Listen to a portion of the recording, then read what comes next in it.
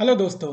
अगर आप stock market में निवेश करते हैं और अपने पोर्टफोलियो को रेगुलर बेसिस पे रीबैलेंस नहीं करते हैं तो मेरा ये सजेशन होगा कि आप बेहतर हो कि आप डिविडेंड स्टॉक खरीदें या फिर बेटर है कि आप स्विच हो जाएं म्यूचुअल फंड में। क्यों? उसको मैं आपको एक आसान तरीके से समझाने की कोशिश करता हूँ और उसको समझाने के लिए मैंने यहाँ पे लेटर से एक चार्ट अभी पीएनबी का चार्ट लिया है। अब पंजाब नेशनल बैंक का चार्ट है। यहाँ पे अगर आप देखोगे तो यहाँ पे डाटा जो है वो पुराना करीब 2016 से है। अब 2016-15 से चार्ट जो है वो अभी 2022 तक का है। अगर आप इस चार्ट को देखेंगे तो यहाँ पे ये समझ में आ रहा है कि किसी ने अगर 2016 में 74 रुपए के रेट से अगर पीएनबी को खरीदा होगा और उसके बाद में लॉन्ग टर्म इन्वेस्टर है ये सोच के अगर उसने लॉन्ग टर्म के लिए अपने पोर्टफोलियो को देखा ही नहीं होगा, इस स्टॉक को देखा ही नहीं होगा, तो आज की स्थिति क्या है? अभी 2022 में इसका प्राइस चल रहा है करीब 29 रुपए। तो जो प्राइस में लिया गया है 72 रुपए में, वो तो रिकवर हुआ नहीं, उससे ज़्यादा लॉस हो गया। और वही अगर 72 रुपए 2016 और अभी कहाँ 2022, मतलब आराम से 6 साल में आप ये देख रहे हो कि दूसरी जगह हो सकता है कि वो डबल भी हो जाता, लेकिन यहाँ पे जो पैसा था उसका आधा से कम हो गया है, नुकसान हो रहा है। लेकिन ऐसा कि क्या नुकसान होना ही था? नहीं, ऐसा नहीं है। ये इसलिए हुआ क्योंकि पोर्टफोलियो का सही टाइम पे रीबैलेंसिंग नहीं हुआ।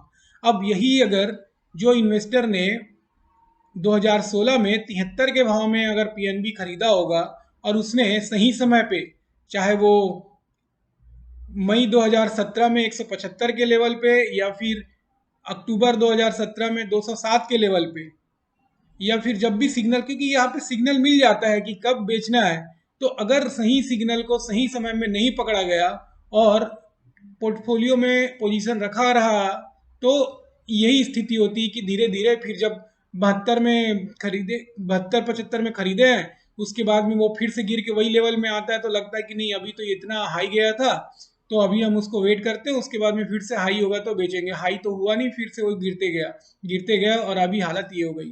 तो ऐसा इस स्टॉक के लिए नहीं है। कोई भी स्टॉक आप देखोगे तो एक साइकिल के हिसाब से चलता है और उस साइकिल में आपको फाइंड आउट करना होता है कि कौन सा समय है जहां पे आप उस स्टॉक में सेल करें।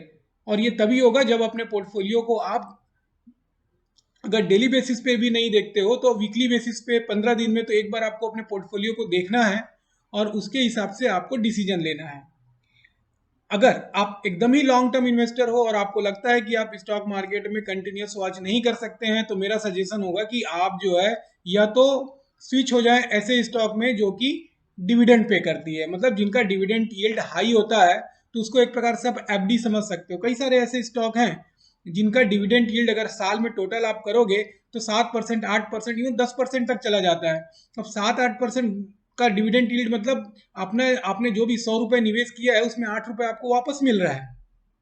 तो हर साल आपको वो पैसा वापस मिल रहा है। अब भले वो स्टॉक का प्राइस एकदम तेज गति से ऊपर जाए या ना जाए, इवन ऊपर जाके वापस भी अगर वही लेवल पे आ जाता है, लेकिन होता क्या है कि ओवर द ईयर 6 साल आपको जो है वो डिविडेंड के रूप में आपको जो एफडी का पैसा तो वो मिल ही रहा है ना।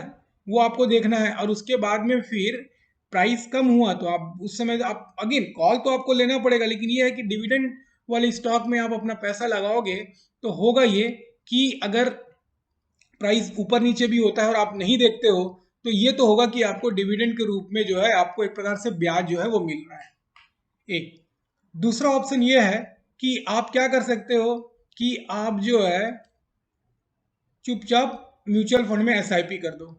अब म्यूचुअल फंड में एसआईपी करने से क्या होगा कि ठीक है, हर महीने जो है आप एक पैसा जो है एक पर्टिकुलर समय पे आप निवेश कर रहे हो म्यूचुअल फंड में। लेकिन बात यहाँ पे एसआईपी में हर हर महीने पैसे जमा कर रहे हो या जो भी आपने फ्रीक्वेंसी चूज किया है उसके कारण मतलब रुपी कॉस्ट एवरेजिंग तो हो जाएगा, वो तो अच्छी बात है। लेकिन उससे और अच्छी बात ये है कि जब आप म्यूचुअल फंड में निवेश करते हैं तो जो भी स्कीम में निवेश करते हैं तो उसको जो है हैंडल फंड मैनेजर करता है। और फंड मैनेजर का काम क्या होता है? वो प्रोफेशनल्स होते हैं। तो फंड मैनेजर का काम है कि वो भाई उनको परफॉर्मेंस देना है।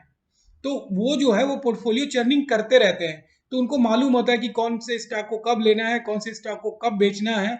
और इसके कारण होता ये है कि हो सकता है कि अगर हम पीएनबी की बात करें तो हो सकता है कि पीएनबी को अगर कोई फंड मैनेजर चूज करता है अपने स्कीम के लिए, तो हो सकता है कि वो ये इस पीरियड में लिया होगा, 83 के पीरियड में, 83 के भाव में, और उसके बाद में फिर ये भी हो सकता है कि 170 के भाव में जब लगा कि नहीं ये तो ओवर वैल्यूड हो रहा है, चलो इसको बेच देते हैं, तो ऐसा भी हुआ होगा। और भी दूसरे स्टॉक हैं जो, तो वो बिल्कुल ध्यान दिए रहते हैं, वो हर समय मार्केट को देखते रहते हैं ताकि वो अपने पोर्टफोलियो में ज़्यादा से ज़्यादा रिटर्न दे सकें। और रिटर्न देना है मतलब उनको नए स्टॉक को लेना है, पुरानी स्टॉक जो रियल में ओवर वैल्यूड हो गए उनको निकाल देना है, जो परफॉर्म ठीक से नहीं कर रहे हैं उनको निकाल देना है। तो वो काम वो कर रहे हैं, आपके भी हाथ में वो काम वो कर रहे हैं।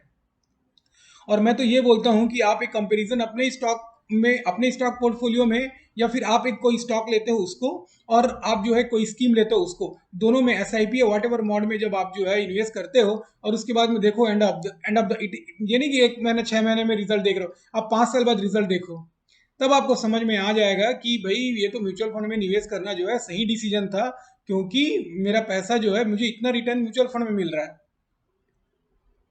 तो दोस्तों आई होप आप ये बात को समझ गए होंगे कि अगर आप स्टॉक मार्केट में निवेश करते हैं तो आपको ये लॉन्ग टर्म के लिए निवेश करें, वो तो है ही है, बट लॉन्ग टर्म मतलब ये नहीं कि आपने एक बार निवेश कर दिया और भूल गए, ऐसे नहीं होता है।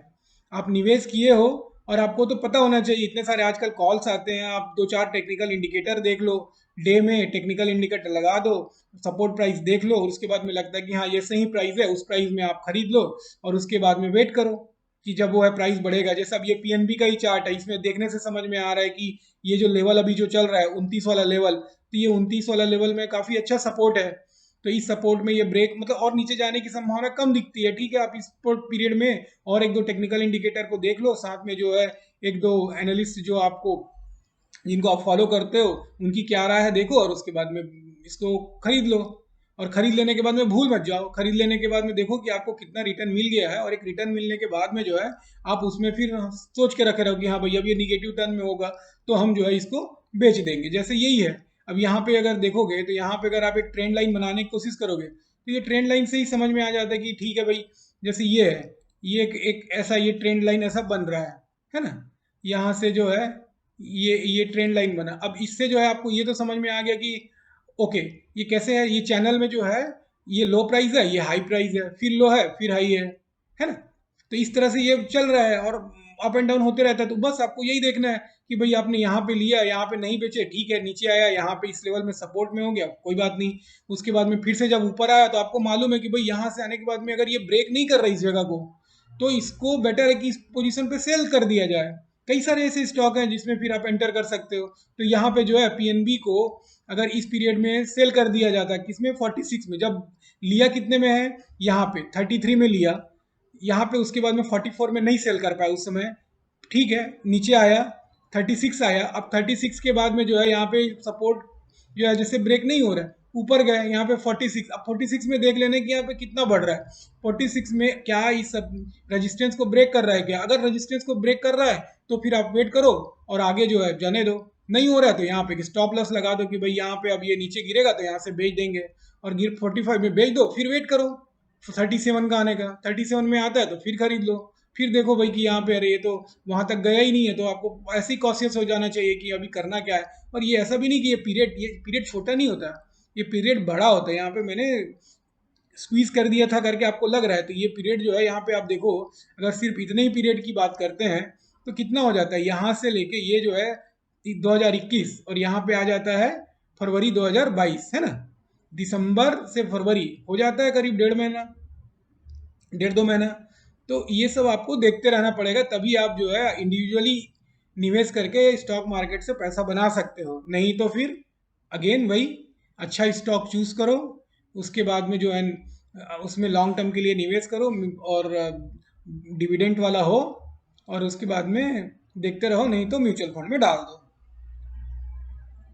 तो बस दोस्तों आपको यही बताने के लिए ये वीडियो बनाया था, ताकि आपको ये समझ रहे, और अभी जिस हिसाब से मार्केट चल रहा है तो आपको ये सब के बारे में जानकारी होना बहुत ज़रूरी है।